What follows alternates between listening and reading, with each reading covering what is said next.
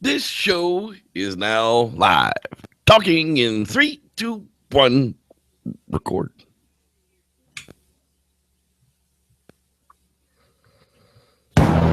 This week on the Squatchers Lounge podcast, David and the Reverend Jeff talk about North Carolina's terror of the forest, the knobby Bigfoot. Join us for 2 weeks worth of news. There's some really great things that have happened. There's some really cool stuff out there, and there's some really sad stuff footers. So stay tuned and check out all the stuff coming from our friends in the lounge. So without ado, I give you our host, the Lounge Lizard, the Reverend Jeff Kelly.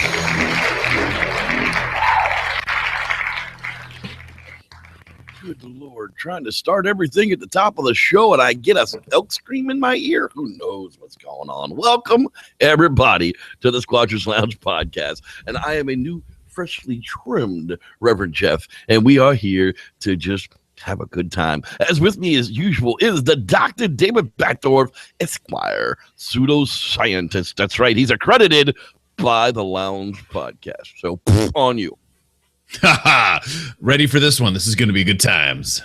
Ready for the good time, party times. Hey, have you times roll? If you guys are out there, please stop messaging me about Utah Sasquatch. He's full of crap. I didn't even talk to Dave about this, but I saw it come up just again. Stop. The dude wants $17,000, and the only thing he's promising is maybe a picture of Bigfoot. Red flag, number one. Number two, he's telling you Bigfoot's popping up and down behind a bush while his dog is wagging his tail and running off into the bushes. Bullshit. Anyhow, Utah Sasquatch is a bunch of crap. Mark my words, I can see into the future. We've seen this movie before. Yes. Ontario Sasquatch or Sasquatch Ontario, Marble Boy, whichever one those are. He really screwed up Candy Sasquatch by using just the opposite of what she had, but that's not my fault. Hey, anyhow, we do have a bunch of news to go through, but I am not going to put you through 2 weeks of miserable news sources. No, not at all. As soon as I can figure out where the hell the news went, I'll bring it up here for you. Boy, bring the news. It is just going to be one of those freaking days. With Monday night show, we couldn't even get the graphics to work. The lower third wasn't working. It was like, hey, YouTube, thanks a lot. But apparently, it's a little bit better this week. There we go. All right, let's get a little bit of the news out of the way. We got the cool stuff for you, and the cool stuff only. That's right. How ancient human-like hobbits got so small. You got to understand, the world goes through large fauna outbreak and small fauna outbreak. And right now, we're in the middle of a large fauna die-off in favor of smaller shit to take over the world. Why? Because humans suck and we destroy everything. However, this particular article talks about how the Homo floresiensis, after millennia of isolation, became small because they were fighting little tiny mammoth-type things on their island. David? So, I mean, island dwarfism is something that's really well known to happen. And the cool thing about this most recent find is it could be up to 700,000 years old, which would be much older than that 30 to 15,000 years ago of the Homo floresiensis that we found. So they were breeding with Neanderthals, not with Homo sapiens. Well, probably not all the way down there. Might have met up with the the first wave of Denisovian and modern humans, but probably not necessarily been the first wave of Denisovian and ended up dwarfism on this island. Well, probably not. So the age of this fossil, meaning that they were there and small already, and kind of as they were, it predates the split between, Denisovian and Neanderthal, and then Neanderthal and human. So it predates the split between Neanderthal and human by 200,000 years. So it's very cool stuff if all the dates hold up and whatnot. And if you scroll down and just look at this little guy. I would love to, but unfortunately, it's not going to happen today. It's just not going to let you do it. So not even a little bit. If you guys look up any of these articles, they have this great recreation, and it actually puts a lot of hair all over the face of this, Homo erectus. Looks like his eyebrows actually go back into its sideburns.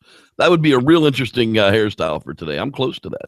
Yeah. But anyway, if you imagine more hair, more robust hair, or even just the fact, the fact that this is an artist rendition, and if you cover that in thick fur like you would need in the northern climes, not in the island, and it's not like this is something that actually, like, they didn't pull this out of the ground to take a picture of it anyway, right?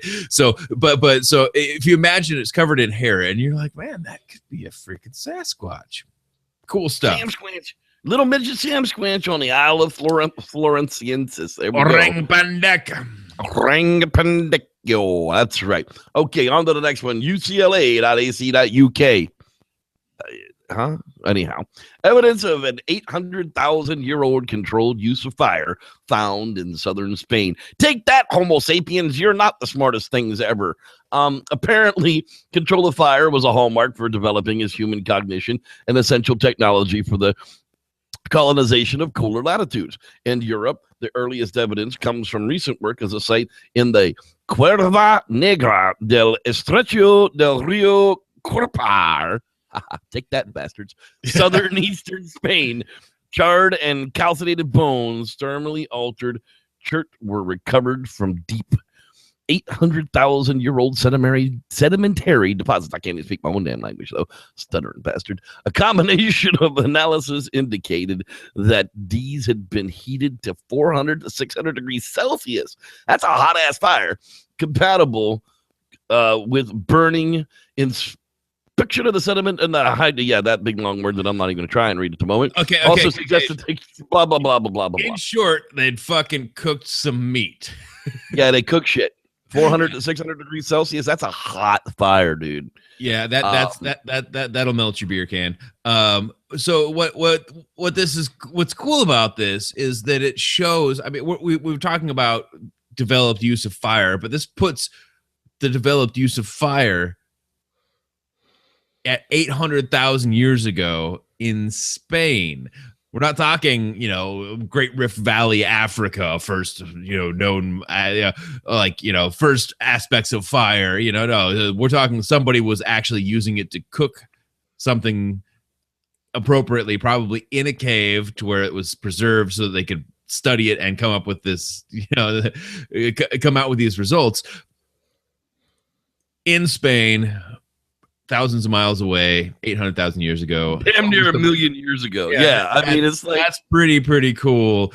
Pre-Sumerian, pre-Sanskrit, pre-all that bullshit, pre-human, pre-arc, pre-aliens coming to the friggin' planet. We've got things making fire. We're talking like Heidelbergensis, that, or something else that we don't even know existed yet. that's cool stuff. I love living in the 21st century where, possible news gets delivered instantaneously. And I do say possible because we haven't gotten 3 sources that say the same thing on that yet. Okay. New DNA study says that humans bred with an unknown species. Well, imagine that. They probably would have to. Denisovians interbred with yet another extinct population that lived in Asia more than 30,000 years ago. One that is neither human nor Neanderthal. So again, like, talk about the spider web of evolution. As the mutation happens, it doesn't happen once. It happens bunches of times, and all of those things breed back together until one common thing kind of comes out of it. Like we talked about on the last show about when Wes and I were talking about the Yeti or not, the species of brown bear that they came out of, whether it looked the same or not, at the DNA level, it was exactly the same bear. The ancient genomes, one of the Neanderthal and one from the member of the archaic human group called the Denisovians, were presented at a meeting on the ancient DNA of Royal Society in London. And those are the guys that wear them stupid-ass square hats that think that they are eggheads. The results suggest that interbreeding went on between the members of several ancient human-like groups in Europe and Asia more than 30,000 years ago, including as of yet, unknown human ancestor from Asia. So basically, we need the complete genomes of all of the ancestors that we do have completely split all the way out to find all the differences to even be able to find the unknown sequences that we don't know exists yet. That's confusing. Yeah, I know. It really, really is. It's easier to just say the Denisovians fucked Sasquatch. Well, that was the thing that I was going to bring up was I had a discussion with we had a live hangout night with a bunch of the fans, and California Pickin was there, Drew, and we hung out for a while. And one of the things that we were talking about was the Sasquatch DNA and why we don't have any Sasquatch DNA. I said, but in fact, we probably do have Sasquatch DNA. Those ones that keep coming back as human contaminated or too close to human to call it anything else, really, they didn't do a genome on it, so they only looked in certain places to say that yes, this is exactly the same as it is in humans. But instead of calling it human DNA, what they should call it is like human DNA.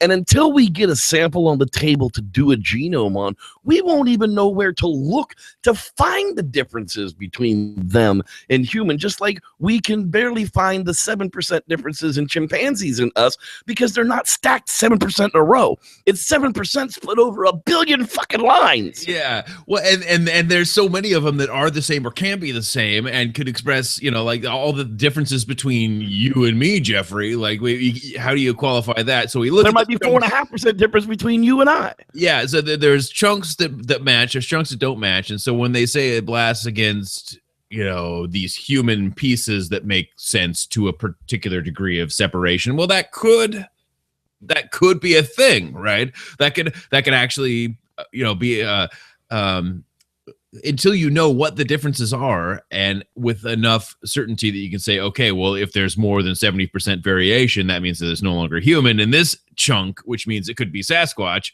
but you'd have to have Sasquatch to say for certain that, okay, well, because this is more like this than this, then that's what it is. We don't have that. So DNA doesn't really do us a lot of good without a type specimen or a subject. Gotta have that chunk on the table, and we're going to talk about that in just a little bit. Yeah, but you can't, you can't rule out that as, oh, well, just miss it out of hand. Well, you can't quite do that. And that's exactly what all the DNA people have done so far that we've turned in Sasquatch DNA to, says that's human or human contaminated. It's like human. Let's start using like human, and let's start putting some of that stuff in the freezer for later use when we do have one on the slab. That way we can go back and tell you, told you so, you bastard. Anyhow, let's move on a little bit here to a sad thing. Gorilla shot dead at the Cincinnati Zoo after a child climbs into the enclosure. First, bad parenting. Boo on you, you stupid bitch. Let's get that out the way first. She was in the wrong for letting her kid out of her sight to crawl into the enclosure at all.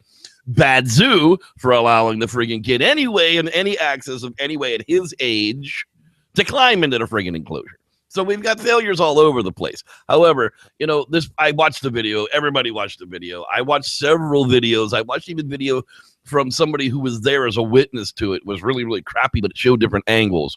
This gorilla was taking ownership and possession of that child, and that child's life was in danger. Yeah, and so this is one of those things where people totally miss the point, and you wonder, like, okay, in the internet age, can there ever be the village where we gather around each other? Like, this was terrifying for the parents. Shit can happen, like your kid runs off. My son is going to run off at some point and get into trouble. Like, this is a really big bit of trouble. There should have been no way for this to happen. And, so people are blaming the zoo, they're blaming this person, they're blaming that person. Really, what they should be, they say, oh, well, they didn't need to shoot that gorilla. There was no danger to the child. Well, okay, so the zookeepers didn't just run up there because they wanted to shoot the gorilla. This was a protocol. This was mapped out. This is what they knew they had to do. They didn't even think about it. I promise you that the person that pulled the trigger on this gorilla was crying as they did it. Okay, my wife worked for the zoo. Okay, these zookeepers personally work with these animals, and it would have been the gorilla zookeeper that pulled the trigger. It's not that they're all trained to do it. It's not that there's one trigger person for a zoo. No, all the zookeepers are trained to put down their own animals if such a time should come available. Do they have tranquilizers in house? Yes. Would they have been able to use it on this animal? Well, if you go to the next article that we were talking about, the animal experts actually weighed in on, the Hombre incident, and, they did the right thing. At any moment, this gorilla would have snapped that kid's neck just because. Because unknown, offspring that aren't his in his own group he's going to perform infanticide. He's a committed infanticide, right? That's what they do. You can't fault the gorilla if he was going to get rough with that child or try to kill that child, because that's naturally what he would do in that scenario. Oh, you're now if you come into my enclosure, you're in my place, you're not my son, so you're going to die. So right. That's that's where it got scary, and they did the right thing. But to take down a 450, 500-pound animal with tranquilizers is going to take might take 20 minutes, 15 to 20 minutes. Yeah. It's not going to happen. Like this child could die at any moment, and they had to do what they had to do. It's sad, but people are, pointing like, they didn't have to do that, or you should have taken better care of your children. And then other people are just, won't somebody think of the children? Protect them from our zoos. Like, so there is no village, and what we have to do is remember that this is a good learning experience. We should feel for the families, and we should feel for the zookeepers, because it was a tragedy. Nobody won here. Nobody won. Nobody wanted this, and nobody planned this, to happen this way. It's like you lose your footing and you fall down the cliff and you break your leg. You didn't plan that. And nobody's going to blame the cliff. Nobody's going to blame the cliff. Nobody's going to blame gravity, and nobody's going to blame the rock that you fell on that broke your leg. It just happened.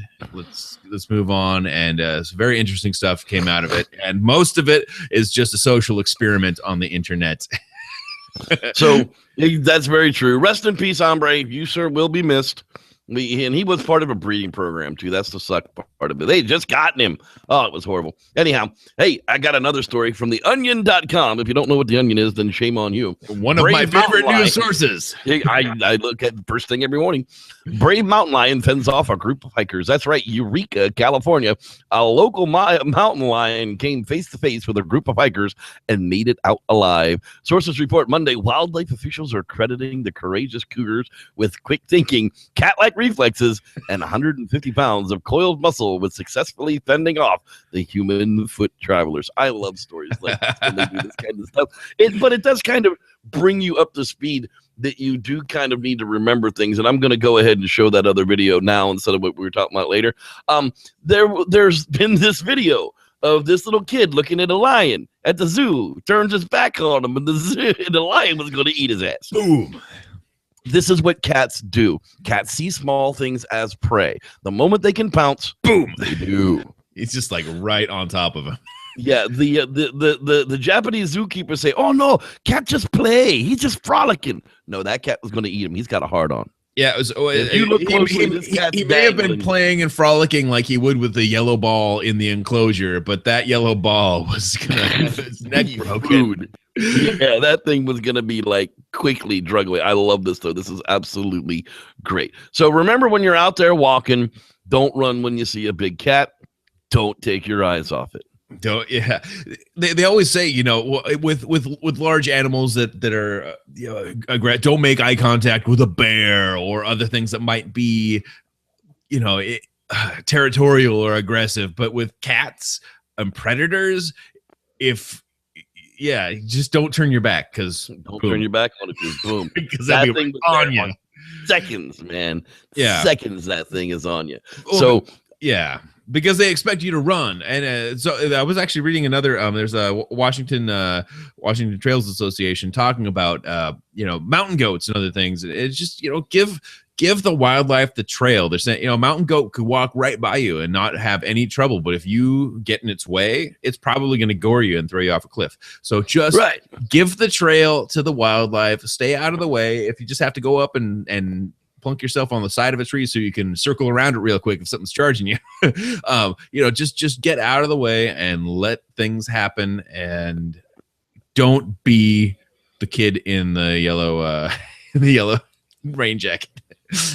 Exactly. You will too be eaten. Hey, question for you. A North American hunter wants to know, would you shoot a Bigfoot if you knew it was a real Bigfoot? No one in the woods more than hunters. That's right.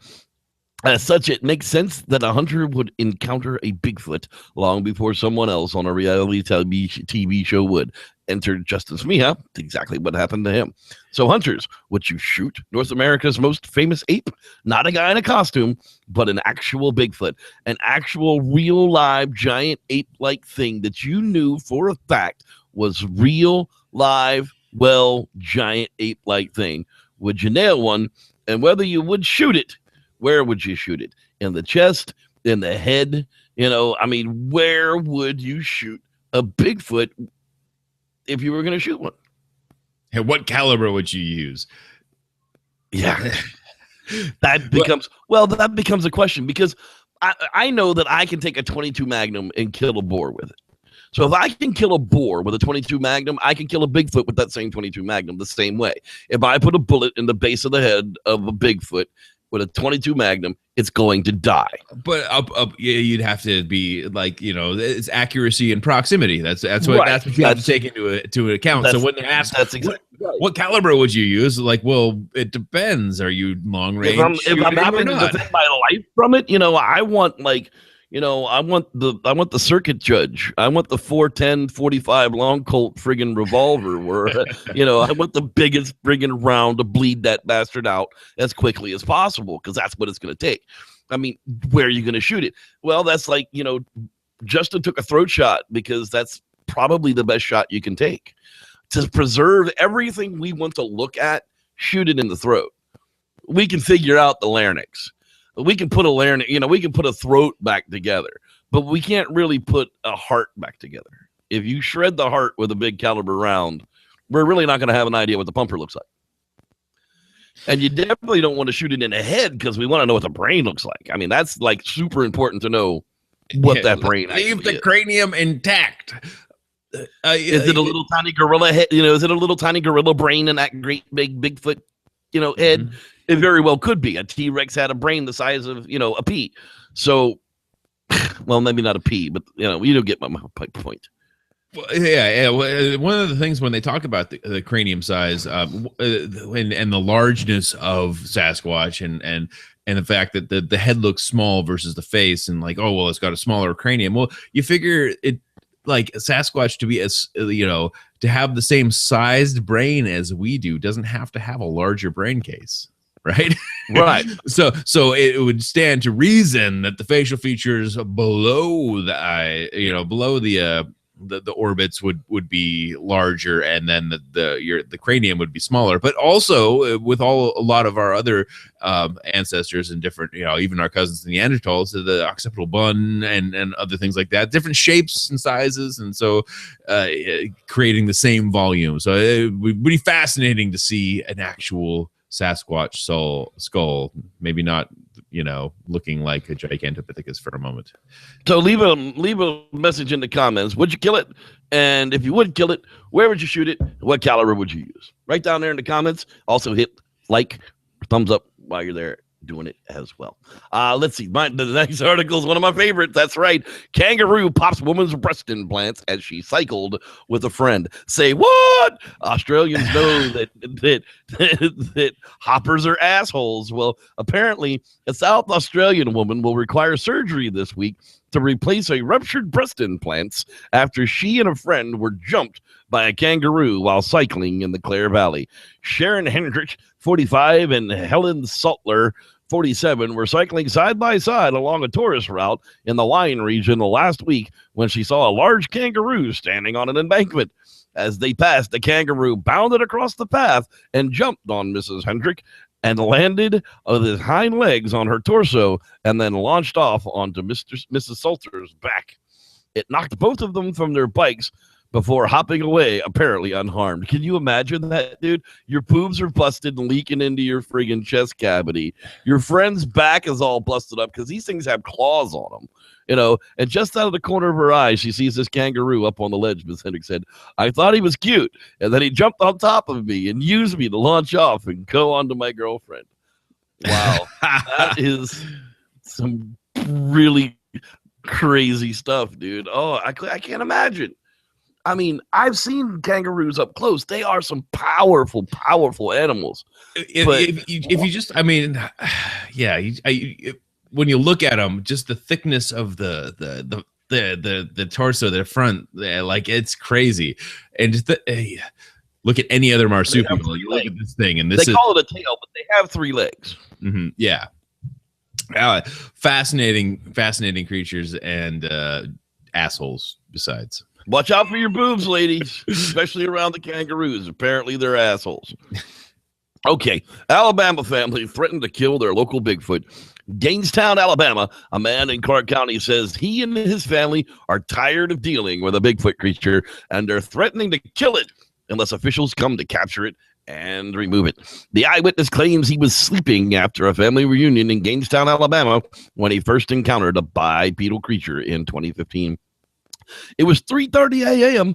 and I'd fallen asleep on my cousin's sofa. All of a sudden, the dog started getting all crazy and heard one of them yelling out like it was hurt. He said, then I heard the sounds of something coming up from the front porch. So I sat up, looked out the front window. What I seen was unforgettable and unbelievable. The man of native Texas alleges that a hairy animal walking on 2 legs was going through the trash can located on the front porch. It was squatting down right in front of me. I guess it was too big to stand straight up on the porch. I don't know why it was there, but it left the empty beer can sodas and leftover food scraps in a couple of trash bags to be thrown away the next day.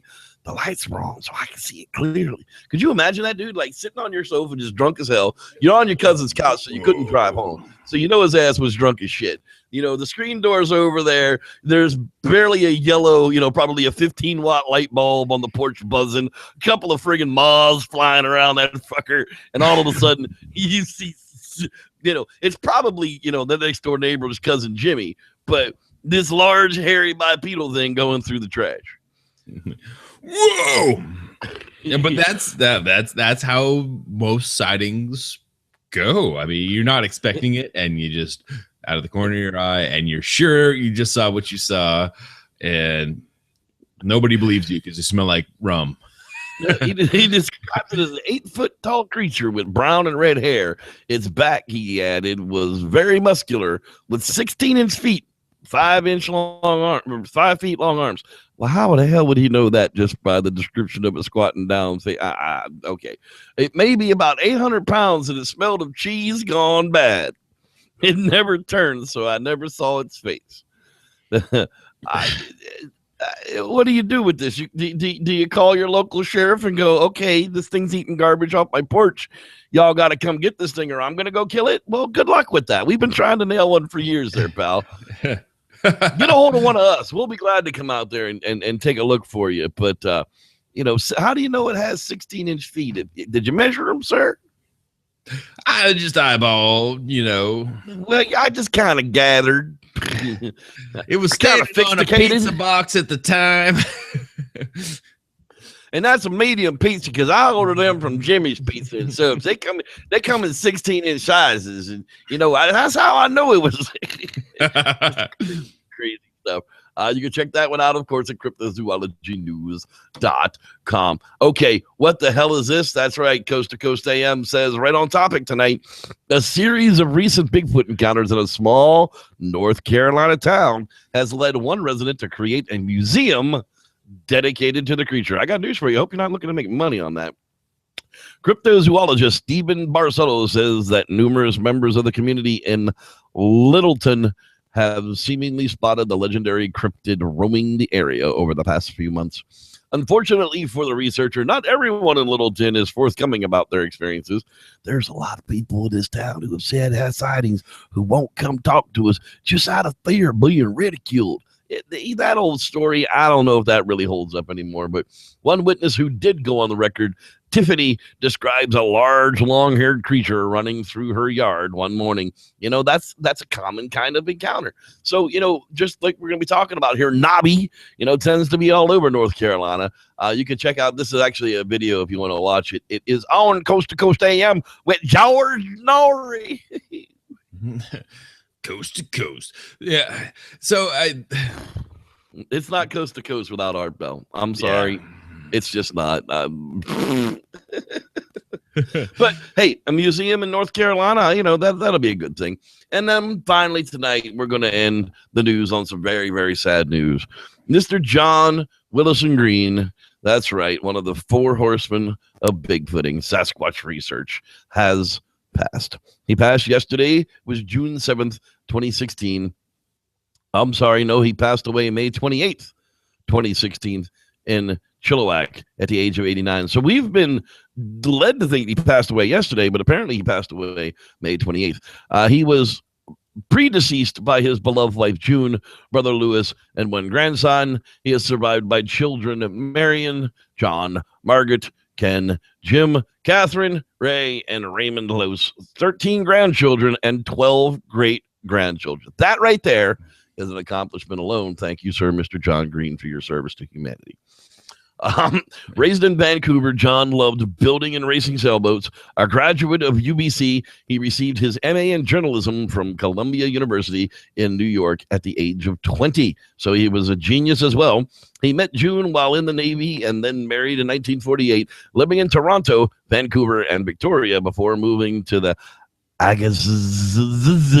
Harrison area, Hot Springs, I guess, the area. Where they raised their children and published a local newspaper for many years. His editorial writings were recognized with national awards. John volunteered for many community activities, including the Chamber of Commerce, Senior Citizens Housing, Harrison Hot Springs Fire Department, Boy Scouts, Search and Rescue, the Lions Club, the Historical Society, and he served for several years on the Harrison Municipal Council, including 2 as the mayor. He was responsible for the construction of the Harrison Lakefront Beach, where he spearheaded the World Championship Sand Sculpture competition for many years. He was also active in the politics at the provincial level. His lobbying efforts preserved the Kirby General Store at Harrison Mills and dedicated heritage site. John was also well known as a serious investigator and best-selling author on the topic of Sasquatch. In 2000, John was recognized as BC Senior of the Year, and more recently, he was honored at several public gatherings for his community service, research work, and writing. A private family celebration of his life will be held. Flowers are gratefully declined. Memorial contributions may be made to the prostatecenter.com/donate. Please share condolences and memories at legacy.com. Poor guy, So he passed away on us last week. I kind of had that feeling the last couple of times I saw video of him or pictures of him. He just had that I'm on my way out look. And, he's done so much for the world. I don't know if there would be a world of Bigfoot if it wasn't for John Green. It would not be the same without John Green having been in it. He was involved in the first Redwoods, trackways. He was he traveled the world and gathered so many more stories than any one person has gathered. He sought out Jerry Crew for that first track in 58. Yep. And he single-handedly collected more encounters and sighting reports than any other person probably in this field. It's amazing, and he continued to do that, into his later years. And I didn't have the pleasure of meeting the man, but I know some folks who have, and say that nothing short of just a kind and excitable, like a childlike excitement for the topic, kind of a person that you just want to be around and you just want to talk to about Bigfoot. And so he will be missed. And I'm sad that I've missed, even though, the proximity, he was just probably 60 miles north of me. And, it would have been a fun, get together the next time there was something going on up there to try to meet the man and just have a moment, a quick conversation. But that's not going to happen anymore, unfortunately. No, unfortunately, it is not. Another great has definitely passed. All day yesterday, man, I'm sitting here, I'm like, I gotta, we're gonna do it. I'll definitely do a memorial piece for John during the show tomorrow. I had to have had 40 people message me to go, did you hear about John Green? And I was like, yes, sadly, all day long I just kept getting beat and beat with the passing of John Green. And it was just like, I really, at this point, I'm about cried out over it. You know, he will so sorely be missed, and I'm glad that he was with us. And, you know, there are a million articles out there, and thank you for your service, sir. You truthfully were a great man. And with that, it's time for a little bit of quasi theories with our host, Mr. Dean Cooper. And now, quasi theories from a quasi-scientist with your host, Dean Cooper. More about astral hells. Because my theory concerning the afterlife possibilities for money-grubbing televangelists and similar hucksters went over so well last week, this week I'll list some of the astral hells the Buddhists believe in. I have swiped most of the list from Wikipedia's entry on Buddhist hells, so there's your necessary attribution. Wikipedia swiped from various other sources, so what the hell, here it goes.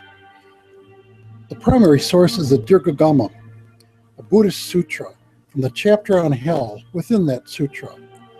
The generic Hindu and Buddhist name for hell is Naraka, which means hells. The Hindu hells all have individual names and tortures which vary from sect to sect, but they're pretty much like the Buddhist ones. The first major Buddhist hell is called thoughts. The second is called black rope. The third is called crushing. The fourth is called moaning. The fifth is called great moaning. The sixth is called burning.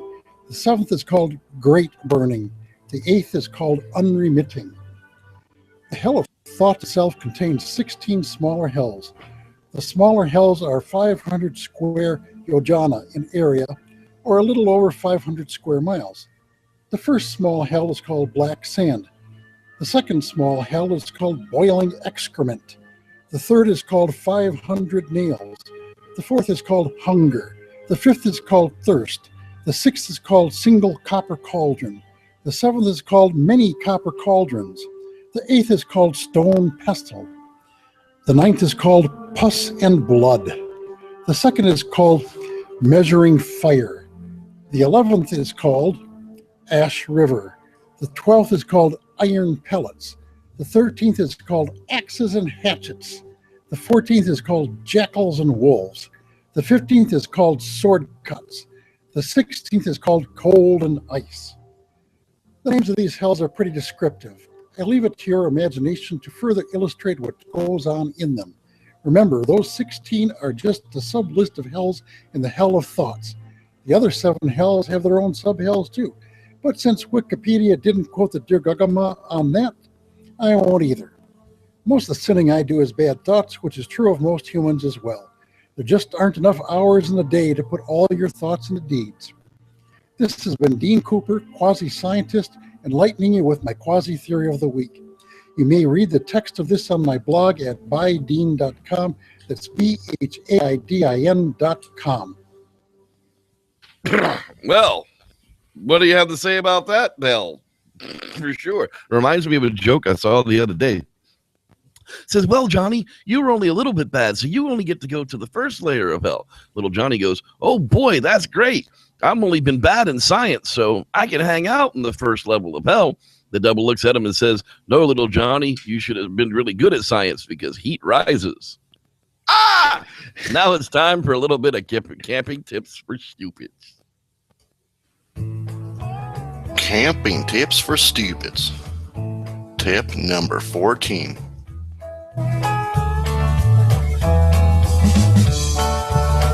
This is a ball of fire ants. This is a rusty chainsaw. This is Pinhead from the Hellraiser movie franchise. This is 2015's The Fantastic Four movie poster. This is Hitler's mustache. This is a ball of barbed wire. And this is the Holy Bible. Be careful what you use for toilet paper out there, guys. This has been Camping Tips for Stupids. Remember to spay and neuter your idiot population, people. Well, there you have it. Be careful what you use for toilet paper out there. Well, I was wondering where the hell he was going with it. I was like, What are you doing here, buddy? But yeah, I mean, just like in Dances with Wolves when they stole his journal to use for ask paper, I guess if you can't read it, you might as well shit on it. I was really, I'm proud moment. I didn't know where that was going, and I'm glad that's where it went. Yeah, me too, because I was about to shut it down. Like, no, turn it off. Yeah, we're starting to wonder there for a moment. Hey, let's give a little bit of shout outs to our fans that are watching live in the Squatchers Lounge podcast live hangout. Starshine, she was first in line tonight. Squatchy Ink, that's right, your old pal Wes from WesLosner.com. Go get you some incredible ink or some incredible art from the dude out there for sure. The Life and Times of JCM, that's right. Kevin Moore, our Jesus Christ of Monterey Bay. There's weird knocking going on behind me, but it's not at my door, so I don't know what's going on. Dave Stumpf, maybe they're just hanging something on the wall. It's very creepy. How you doing there, buddy? Rod Dupree in a place to be. Hope you're feeling good out there, buddy. Glad to see you can hang out with us tonight. Cameron Young is in the house as well. Glad to see you out there, buddy boy. Dude, you really need a new account. That's what it sounds like. Just kidding. Let's see here. Who else is hanging out there? That's right. Midnight Hailstorm has made it back once again. Boy, you should be in bed already, and you're at camp, I think. Anyhow, Rock City Marco's hanging out with us as well. Let's see. Dean Cooper, our quasi-scientist, finally showed up in the house at some point. Let's see who else is hanging out there. I hear people talk entirely too much. It's kind of hard. And then I end up skipping over people. Is B or Anna in the house tonight? I haven't seen them post yet. So if they're not out there, we'll miss them and we'll see them next time they're around. Did I say Rock City Marco? I'm pretty sure I did. God, you guys chat a lot out there. Oh, there it is. Jason Gerd. There's a new name I hadn't seen yet. California Pickin', that's right. He's in the house. Question, Jeff and David, do you think Bigfoot able to detect game cams? Do you think they detect IRs, batteries, electronics, etc.? I say maybe they hear the noise or they can hear the noise if it clicks. I don't know. I doubt it. IR is a bunch of crap. We'll talk about. We've talked about that in the past, but no, I just think that there's just so few of them. We don't have enough game cams. We need 10,000 game cams across a quarter of one forest just to figure out what's actually in that forest. First, we have to figure out what we need to point the game cam at in order to catch a Bigfoot, right? Exactly. Hey, first, find some tracks, then put a camera on it. A definite deer trail. It's definitely active. We've had wet poop. I'm going to put it here. Okay. Exactly. Then you're going to take pictures of a deer. And if we keep tracking deer, we're going to find deer. How you doing, buddy? Glad you're out there. Andy Deesh, how you doing? Scott Dowers, boy, you're finally out there live with us tonight. That's been rare for you. I know you're out there fixing them radios and doing all that good stuff. Chris, yeah, would you like to buy a vowel? LBOCK? I don't know how to pronounce it. Is the L silent? Does it have a silent Q and two rare J's? How you doing, Chris? Glad you could join us tonight. Let's see who else is hanging out there in the lounge. Boy, there's a lot of people that hang out and chat, and I'm glad. That's so cool. And I think that's it. Yes, that's right. I'm glad I finally got it right. Okay, Kyle Moreau, I almost skipped you, and I'm glad I didn't. And there's a Don Reif. I almost skipped him as well. If you didn't post in there and I missed you, post it. I missed you, and maybe I'll mention you by the end of the show, but I ain't promising shit. Anyhow, hey, David. We were talking about Nobby the Bigfoot earlier, and apparently they're going to put in a museum in North Carolina in honor of the Sam Squanches and the Sing Bigfoot. But can you give us kind of an idea of why we think Sam Squanches might even be in North Carolina? Well, it depends on which part of North Carolina you're really talking about. Well, I don't think we're talking about the beach. Well, why not? I mean, so if we're talking about Kentucky, Tennessee, and the mountains, and wait, there's North Carolina right there. Yeah, imagine that. North Carolina. That's what people tell me all the time when I lived in South Carolina. They're like, oh, I love the mountains. I was like, well, that's funny. I live at the beach. So it's funny that some people in North Carolina think that North Carolina is the beach, where people think that South Carolina is not the mountains. You feel me? But when, they both have both. Basically, once you get 90 miles inland, you start hitting foothills in both North and South Carolina. By the way, the only people who actually think there is a North and a South Carolina are people who don't live there. When we live there, when you live in the Carolinas, it's just the Carolinas. That's why it's just the Carolina Panthers. But you retarded people think there's a line between North and South and everything, so they just talk about it like there is and call it 50 states. But here's our Blue Ridge Mountains. If you're talking about outside of Knoxville and Tennessee, and you're talking about Asheville. Wasn't that brought up in the Yeah, Asheville is one of them. That's exactly right. That was one of the incidents that we were talking about. That's where the fellow was talking about. He had such beautiful blonde hair. Yeah, I think that was outside of hair. That was that fellow there. Right. Sasquatch was on my property beating up my dogs. I poked at him with a stick and said, y'all get on up out of here. Go on, get. Now you see, but again, you have this, this great area here, and this looks like home to me. And this is actually of particular interest, and I'm sure that there's a way of getting down into this reservoir. Yeah, there's even some houses down here and whatnot, but up on the drainage system into here, these are the kind of areas that I like to look, and there's not much up here but some lookouts and some campsites. Which, I mean, we're not talking about 10,000 feet, but we are talking about the green belt. We are talking about a large span of hills to medium-sized mountaintops that are covered with conifers that are full of food that lead to water sources. We're just looking like everywhere else that we find large areas of uninhabited. Again, drainage. We know that primates need water. We need water, like as human beings, and every other primate that we know of needs a regular. You have your BFRO overlay that you can queue up on that. I'm just curious as to whether there were any of them up there as well. There is a Nobby the Bigfoot, a public figure that's on the Facebook if you wanted to go and follow specifically the Nobby research that goes on there. But, Mike Conley is from that area. Folks were looking for Nobby back in 1979. Now, North Carolina, March 31st, 2010, more than 30 years ago, folks in rural Cleveland County were talking about a strange creature that had been spotted while lurking around the foothills there. It would become the most famous Bigfoot phenomenon in North Carolina's history. Back then, people called the creature Nobby because it had been seen around Carpenter's Knob, just north of Kings Mountain.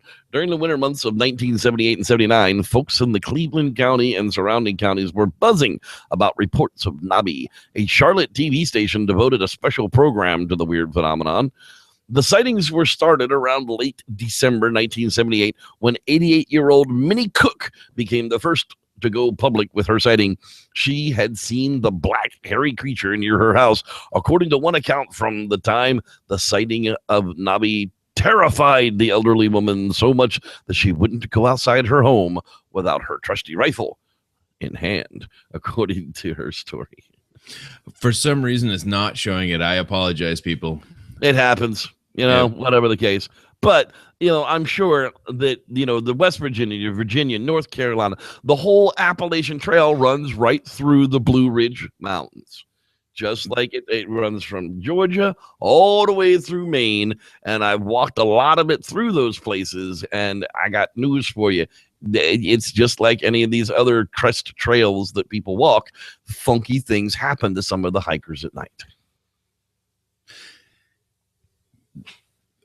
It's got whether it's your mind playing tricks on you or something a little bit more interesting.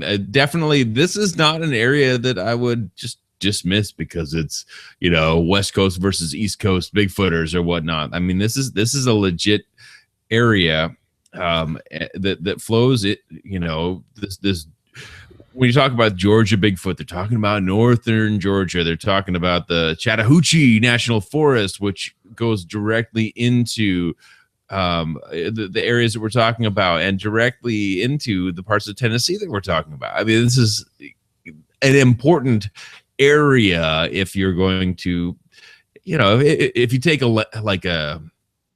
if you look at the map and you look at the sightings, which I'm sorry that's not coming up for us right now, this is where a lot, they branch out, they branch out or diffuse from this area, which could just mean that they're not getting the location correct. And definitely an important part of, and somewhat cut off. Like once you get down into here, cut off from these Florida sightings, but really interesting that this whole Appalachian area, of course, encompasses the Blue Mountains here, but this seems to be one of the least. I mean, we've cut it down once, but this seems to be the most green area in this kind of south. Right, and we didn't cut it all down at the same time. Mm-hmm. It's not like we went through and just raped the entire friggin' country. Well, and all it takes is for us to stop cutting it down for about 30 years to bring it to, nearly its original splendor. It's amazing what happens when you stop cutting it down, what can happen to a forest. Exactly. Now, to go on, to tell about the story here. In January 1979, Jim Hollingsworth talked to people who claimed to have heard strange cries in the night. He was convinced that what they had heard was a bear, or it was not a bear or a panther. Their description surprised me, he said to the newspaper. They described it as a sound that varies in pitch from low growl to high scream, as being like a bull bellowing, but with its own sound. They also say that after it screams for a few seconds, it has a yodeling type sound at the end. Yodeling.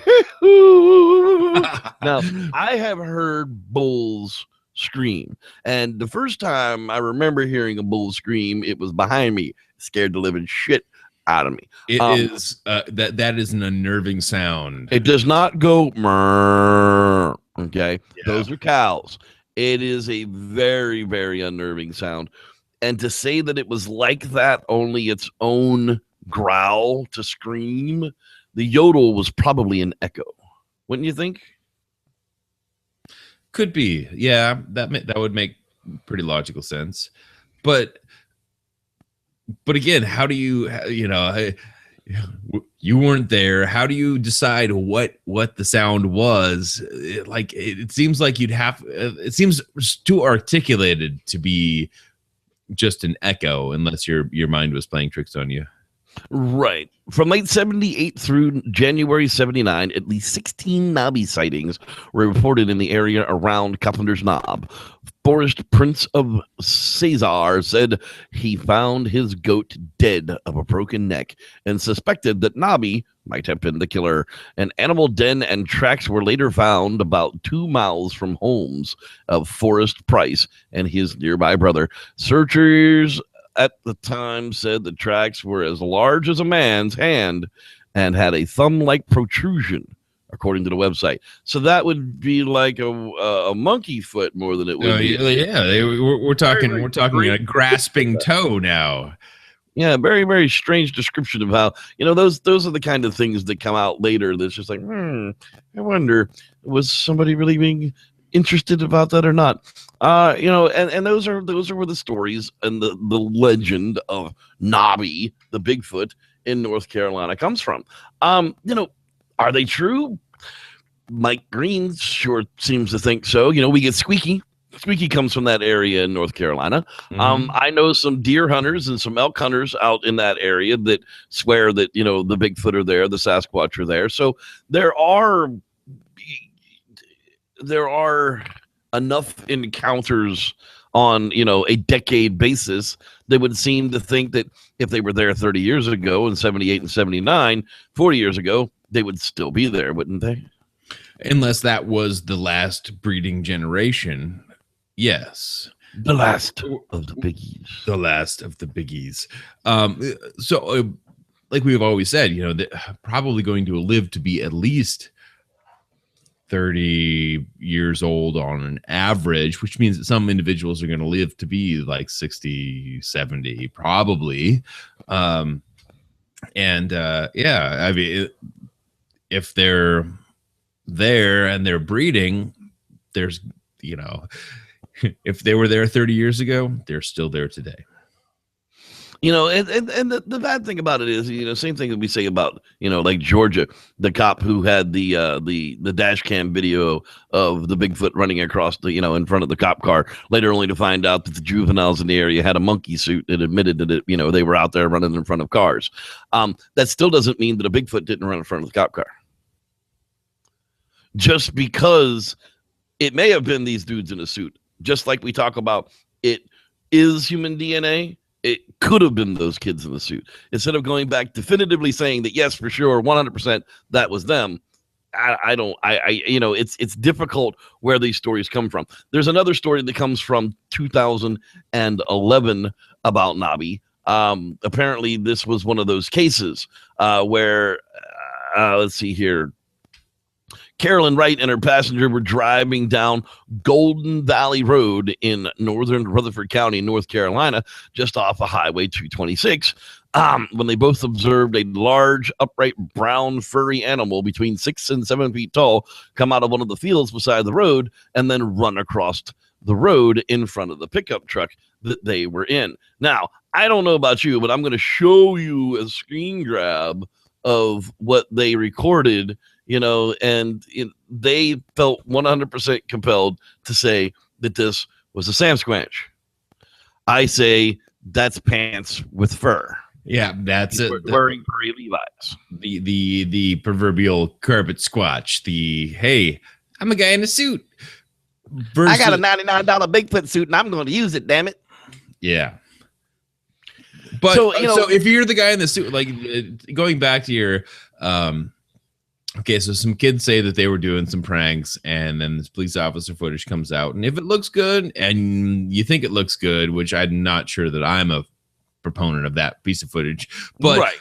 But that doesn't necessarily mean somebody trying to take credit for a quote unquote hoax. It's funnier to the kids if they don't say that it was them, and then the police officer truly believes that there was a Sasquatch, and then they can, you know, you don't want to give up the ruse. You don't want to take credit for it. That's not what it's all about. You know, like if you're going to pull a prank, it's funnier just to let it go, I guess, you know. Yeah, that would be the thought process, I would think.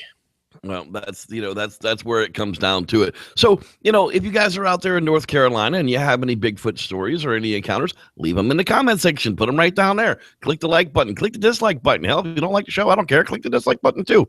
We take it all. But that's gonna wrap it up for our North Carolina discussion of Nobby. That's right. If you're wondering where I'm getting these things from, I'm getting them right off my map that's been sitting back here for a couple of seasons. So, hey, Nobby. It's not my fault. But Nobby, the North Carolina Bigfoot creature. That's right. Got anything closing on Mr. Nobby there, Mr. David? No. Especially now that you can, if you can point to it on a map, it's got to be true. It's got to be true. That's right. It's 100% proven because he's right there on the map.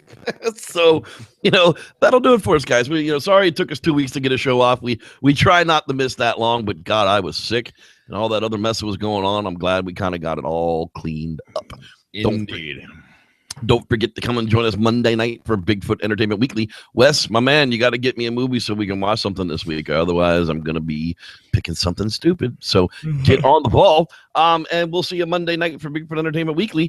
If you haven't seen the latest Bigfoot campfire story, family attacked by a Bigfoot in Arizona and the Boy Scout still missing, well, you're missing out because there's 16,000 views on that sucker, and it is still going. Share it with all your friends and family. For Reverend Jeff and Dr. David Batdorf, Esquire, accredited pseudoscientist, thanks for watching. Oh, crap, that's the wrong picture. That's got a giant floating dean head. I don't think we want to go out on that. That was kind of creepy. Go out on a big floating dean head. A big floating dean head. I don't know what I'm going to do with a big floating dean head. That's kind of creepy. Anyhow, thanks everybody for watching, and may the Squatch be with you. Yay. Podcast. We should develop a game like Pong with the big floating dean. The big floating dean. Boing. Boing. Boing. That's happening. At least video.